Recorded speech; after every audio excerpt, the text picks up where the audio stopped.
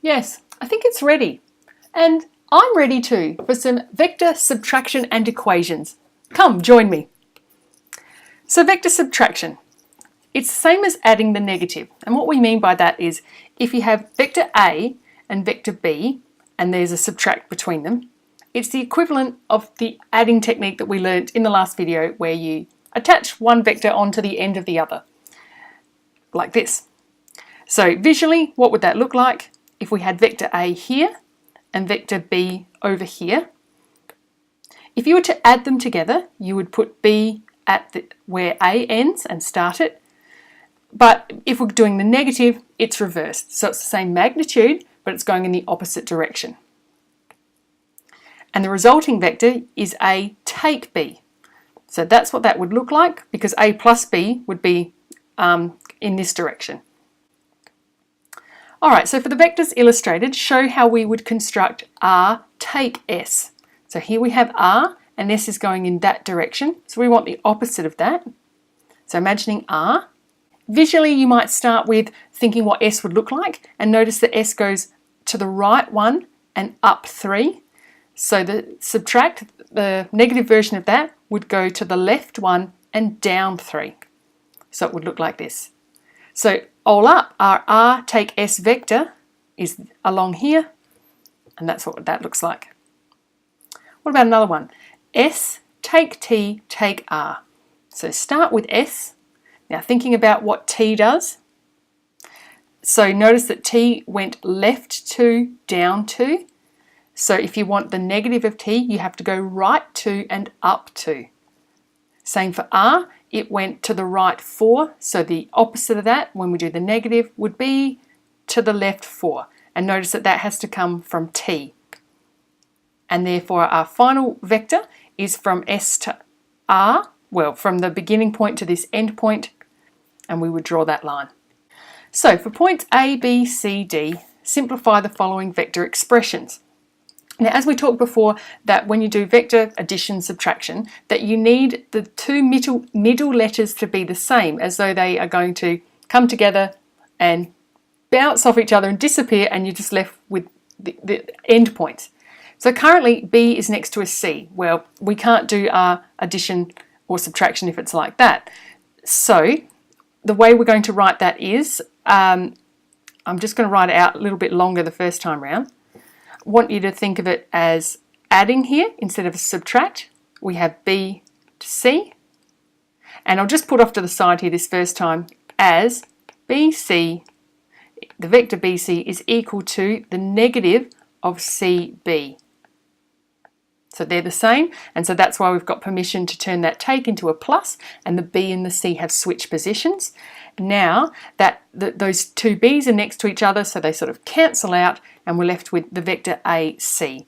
So AC with our arrow, and that's our answer. The second one is we have A to C, take B to C, take D to B. So the same technique is, we've got C here, the next letter that has to be right next to it is another C. So we're going to have to turn those around, and to turn them around, we'd take the negative of that, and so the two negatives become a plus. So we've got vector AC, that stays the same. We're going to turn this into a plus and switch it around, CB this time. Now we need a B sitting there, so we want BD. Currently it's DB though, so if we take the negative of a negative, we've ended up with a positive, and then our final vector is the vector AD. Okay, vector equations. Constructing vector equations for this.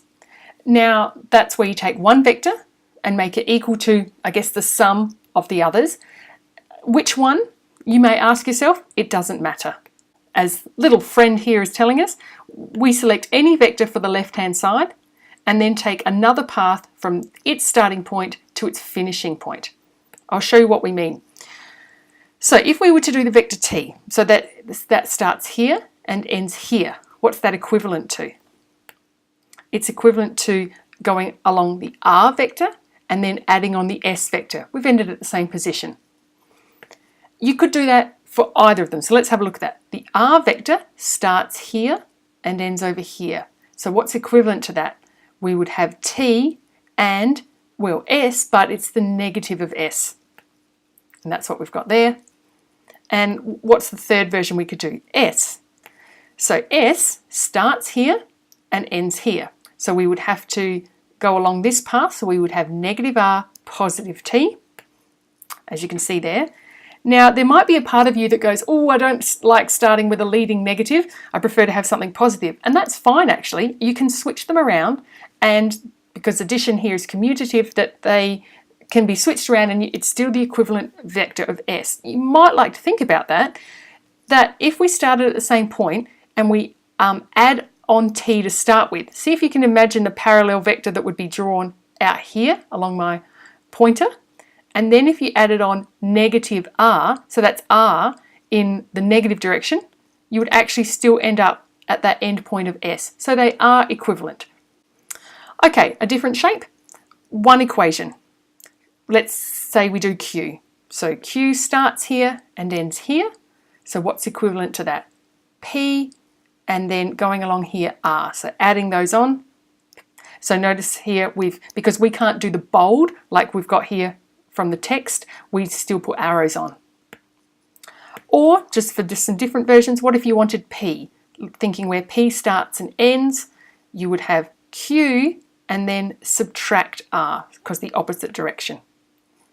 And for R, we'll show them in a minute, start here, end here, you would have subtract P and add Q. Jumped ahead here, as I said, subtract P and add Q, or you could write it around the other way, so Q first, then subtract P if you prefer. All right, and this one here, let's pick F, it's just the one along the bottom. So if we start at F, how can we end up at the end of F? You would have the negative G, positive D, positive E. There we go. Okay, finding in terms of R, S and T. So I'm just going to show you how to write this out first. So R to S, we have, having a think about this. So if we want to go from R to S, that's the equivalent of going from capital letter R to O and then from O to S. So it's important to spell out those steps of your journey if you can break them up. And then that's the equivalent, but to go from R to O is the opposite direction. So that would be the equivalent of negative O to R. So, and then we're adding on from O to S. Now, but hang on, what hasn't happened here correctly? What do we need to happen? Usually we would need to, well, hang on, I'll say it here. There's the O's matching there.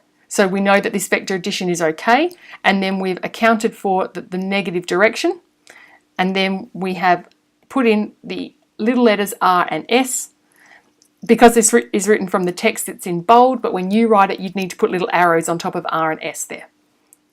And this, or you can rearrange that if you want to not have a leading negative.